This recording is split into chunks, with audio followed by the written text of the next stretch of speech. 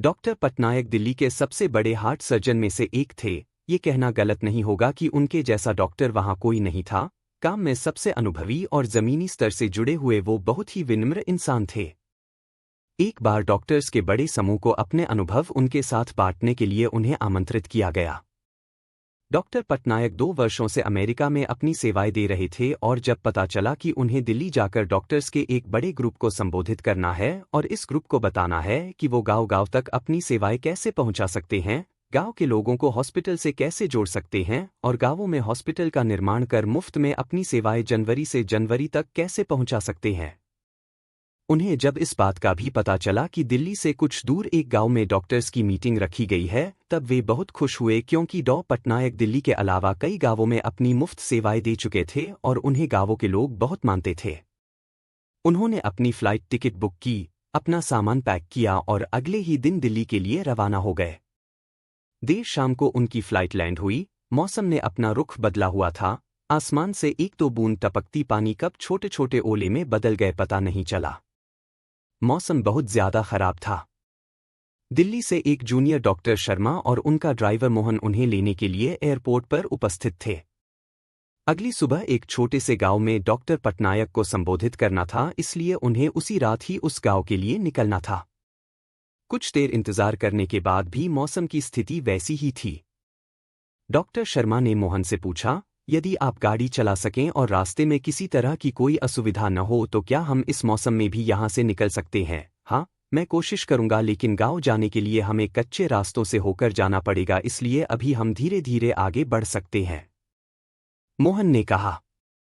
मोहन ने गाड़ी निकाली और तीनों गांव की तरफ आगे बढ़ने लगे। रास्ता और मौसम दोनों बहुत खराब था, इसलिए वे धीरे धीरे आगे बढ़ रहे थे। कुछ दूरी तय करने के बाद जब वे एक गांव से गुजर रहे थे तब मोहन को महसूस हुआ कि उसके गाड़ी का एक टायर पंचर हो गया। उसने गाड़ी रोकी और नीचे उतरकर बारिश में भीगते हुए उसने टायर को चेक किया। टायर पंचर था। उस गांव में बहुत अंधेरा था। मौसम खराब होने के कारण वहां बिजली नहीं थी, लेकिन मोहन ने देखा कि पास ही के एक घर से रोशनी आ रही थी।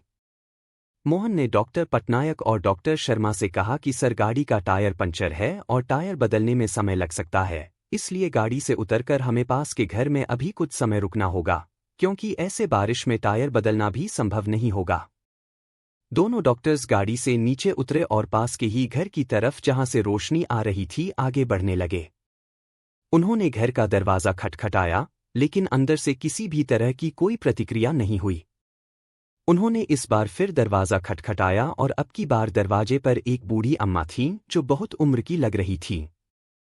माँ जी, हम शहर से आ रहे हैं, मौसम बहुत खराब है और यहाँ हमारी गाड़ी भी खराब हो गई है। यदि कुछ समय तक आप हमें यहाँ रुकने दें तो आपकी बड़ी मेहरबानी होगी, डॉक्टर शर्मा ने बूढ़ी अम्मा से कहा। क्यों नहीं, आप सब अंदर आइए, मैं आपके लिए चाय बनाती हूँ, बूढ़ी अम्मा ने जवाब देते हुए कहा।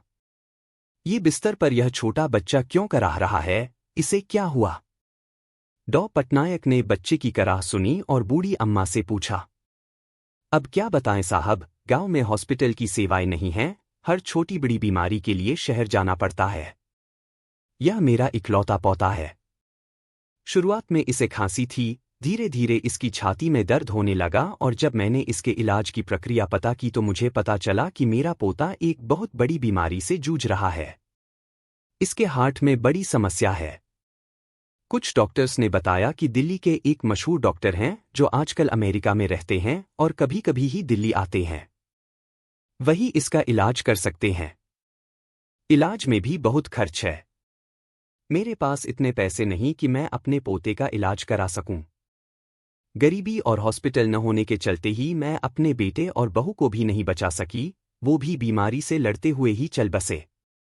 मेरे पोते के साथ ऐसा न हो और वो जल्दी स्वस्थ हो जाए, इसलिए मैं रोज हर समय भगवान के सामने दिए जलाए रखती हूँ ताकि भगवान मेरे इस चिराग को बुझने न दें।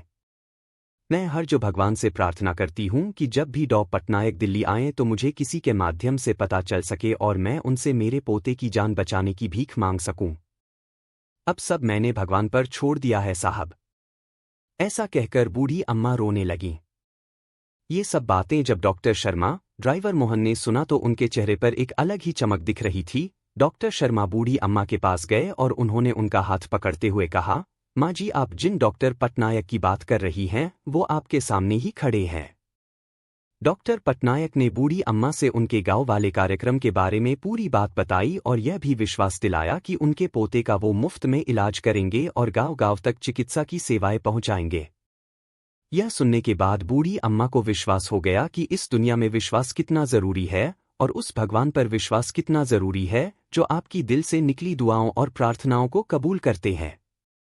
अगली सुबह सभी डॉक्टर्स को डॉक्टर पटनायक ने संबोधित किया और उन्हें गांव-गांव में हॉस्पिटल और चिकित्सा से जोड़ने के लिए हर संभव प्रयास जो वो सब कर सकते हैं इसके लिए कहा। बूढ़ी अम्मा के पोते का इलाज हुआ और वो अब स्वस्थ है। गांव-गांव तक डॉक्टर्स पहुंचे और हॉस्पिटल खुलने लगे। दोस्तों, इस कहानी से हम क्या सीख सकते हैं कि उस भगवान पर भरोसा रखिए जो आपके साथ कभी गलत होने नहीं देगा। वो किसी न किसी रूप में आकर आपका साथ देगा। अपनी हिम्मत को टूटने मत दीजिए।